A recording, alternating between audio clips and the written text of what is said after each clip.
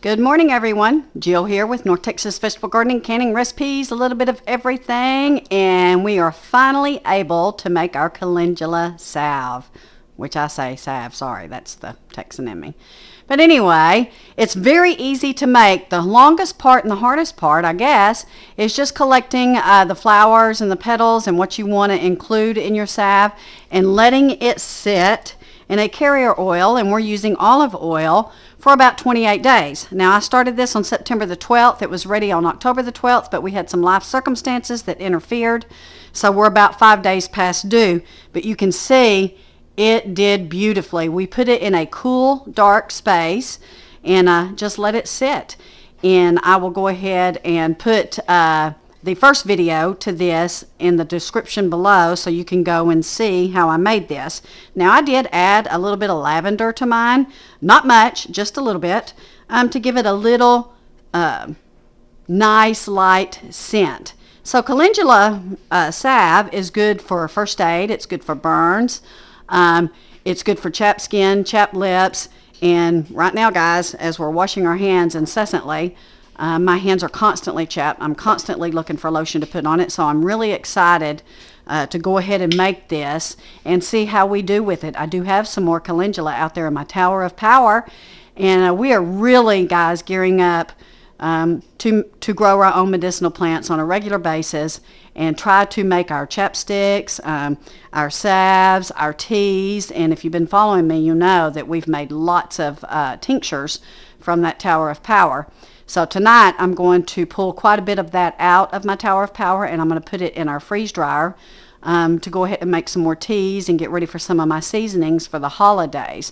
But for now, let's get started on this Calendula Salve. So the first thing I'm going to do is I'm going to go ahead and strain my olive oil from my petals and my plants and my flowers. Now, you do not want to introduce moisture into this at all, so you also want to have set aside a clean, dry jar, and that's what we're going to use to melt down our ingredients to make our salve.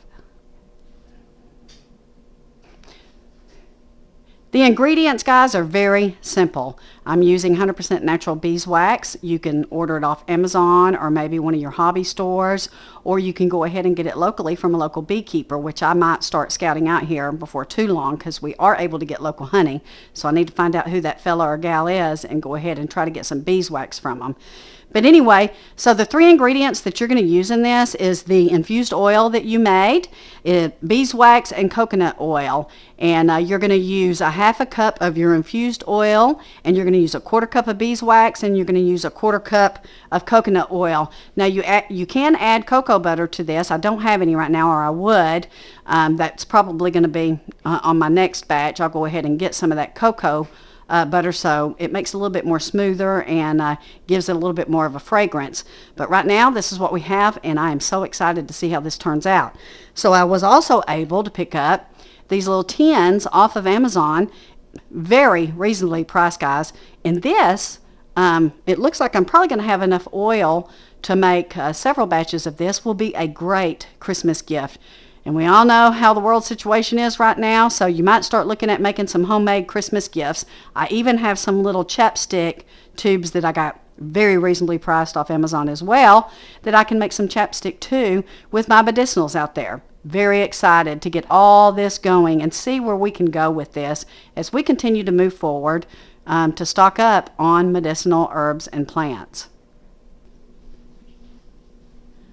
Okay, so I have my half a cup of my infused olive oil, a quarter cup of coconut oil, and a quarter cup of grated beeswax. This will help it melt a little bit better. And then we're going to add this to a jar, and we're going to place it in a little pot of boiling water. Now, you don't want to bring your mixture up to boil. You just want to heat it up enough that it melts.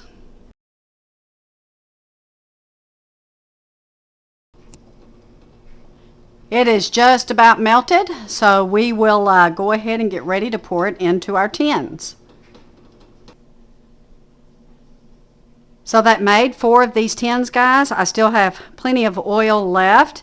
I could go ahead and make up some more, which I probably will. So grating the beeswax helped it to melt much quicker and blend a little bit better.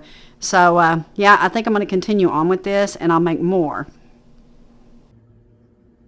It is starting to set, guys. Now you want to let this do this in the air. You don't want to expedite it. Putting it in the fridge or maybe next to your air conditioner or something like that may cause some condensation. And again, you want to keep all moisture out of this. Is that not beautiful, guys? I've already put a little bit on my hand, and boy, did it relieve that chapped skin. This is also good for diaper rash, believe it or not, so be sure and keep that in mind. So that's the wrap, guys. I'm very pleased with it. We're going to cover these up, and we're going to set them aside, and I think our family will be pleasantly surprised to get some of these gifts for Christmas. We will continue making more. I can do lots of things. I've got some mullein that maybe I can make a medicinal salve with it. I've got some lavender. The possibilities are absolutely endless.